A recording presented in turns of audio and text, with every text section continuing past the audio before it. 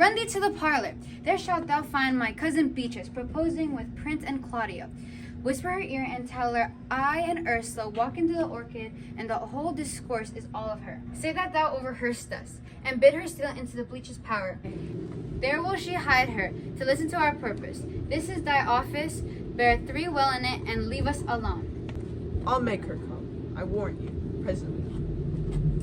Now Ursula, when Beatrice doth to come, when we do trace the alley up and down, our talk must only be about Benedict. When I do name him, let it be thy part, to praise him more than ever man did merit. My talk thee must be how Benedict is sick in love with Beatrice. Of this matter is a little Cupid's crafty arrow made, that only wounds by hearsay. Now begin, for look where Beatrice, like a lapping, runs close by the ground to hear our conference. The pleasant angling is to see the fish caught with her golden oars the silver stream, and greedily devour the treacherous bait. So angle we for Beatrice, who even now is couched in the woodbine conventor.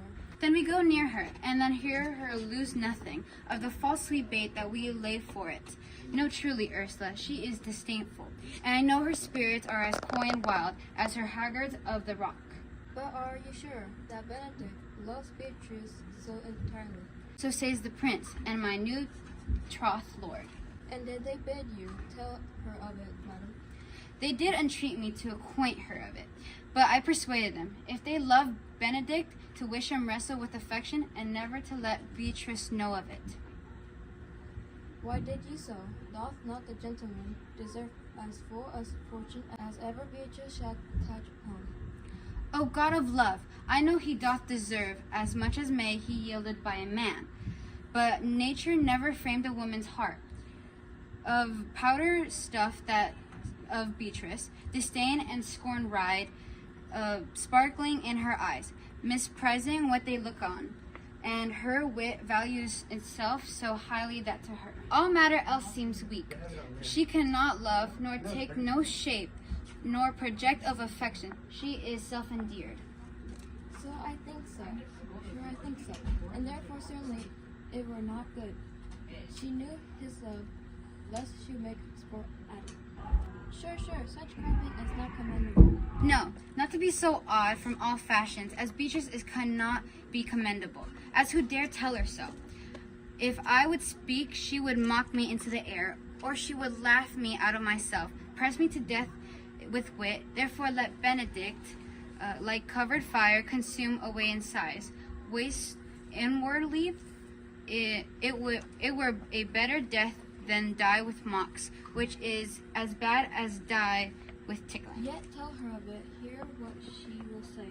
No, rather I will go to Benedict, and counsel him to fight against his passion. And truly, I'll despise some honest. One doth not know how much our word may impigeon liking. Oh, do not do your cousin such a wrong. She cannot be so much without true judgment, having so swift and excellent a wit, as she is prized to have as to refuse. So a gentleman as Signor Benedict. He is only the man of Italy, always except my dear Claudio. His excellence did earn it, ere he had it. When are you married, madam? Why, every day, tomorrow. She's lame, I warrant you. We have caught her, madam. If proved so, then goes by haps. Some Cupid kills with arrows, some with traps. What fire is in mine ears? Can this be true? Stand I condemned for pride and scorn so much. No glory lives behind in the back of such. And Benedict, love on. I will requite thee. Take my wild heart to thy loving hand. If thou dost love, my kindness shall incite thee to bind our loves up in a holy band. For others say thou don't deserve, and I believe it better than reportedly.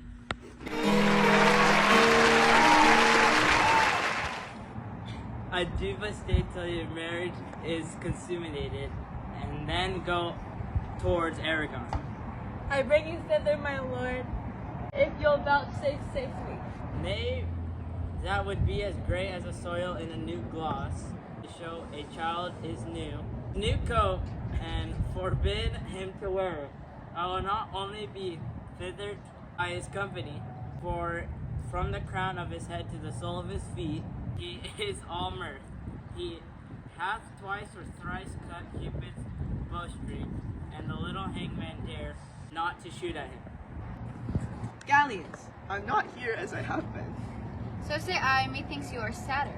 Hope you be in love. Hang him, Trot, there is no true drop of blood in him that to be so truly touched with love.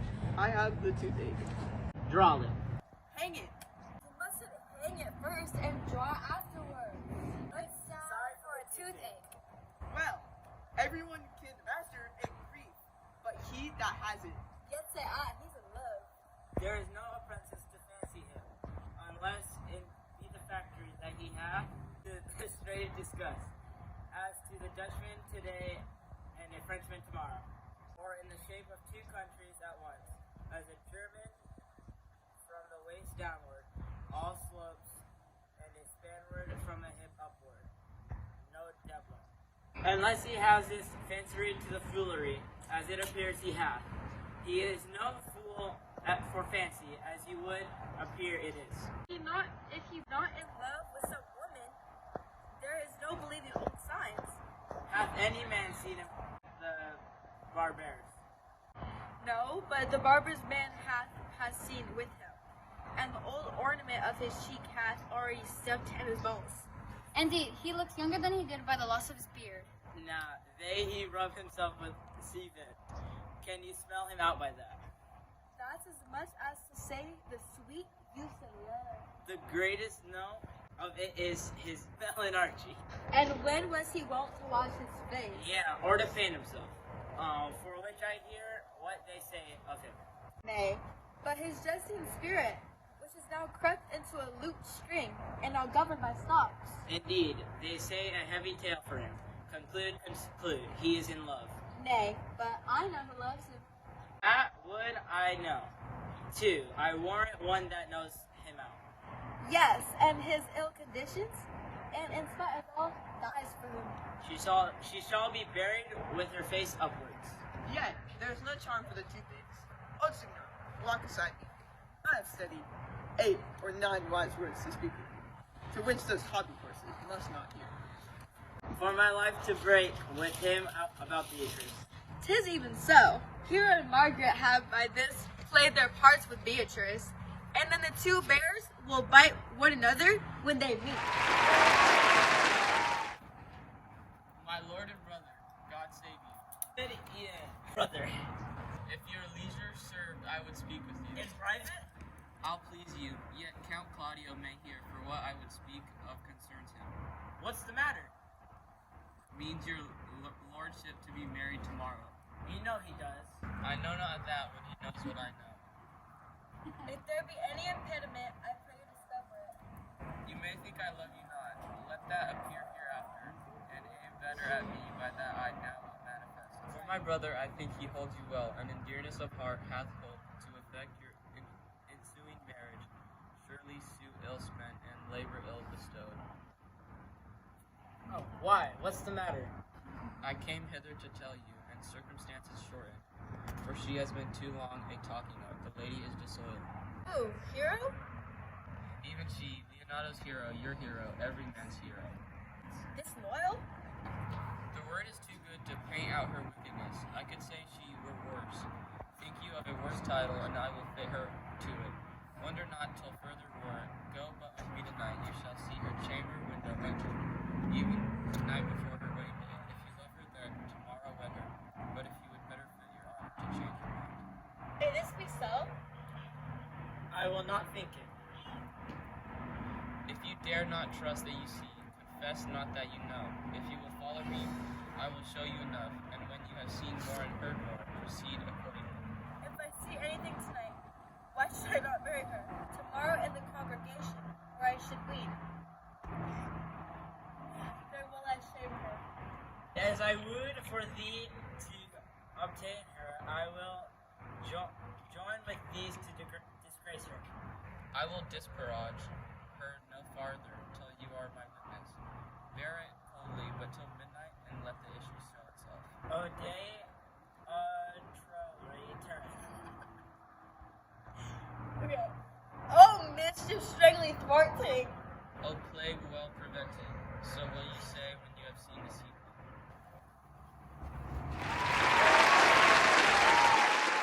Saying what for was it? It's your turn to come in. Yeah.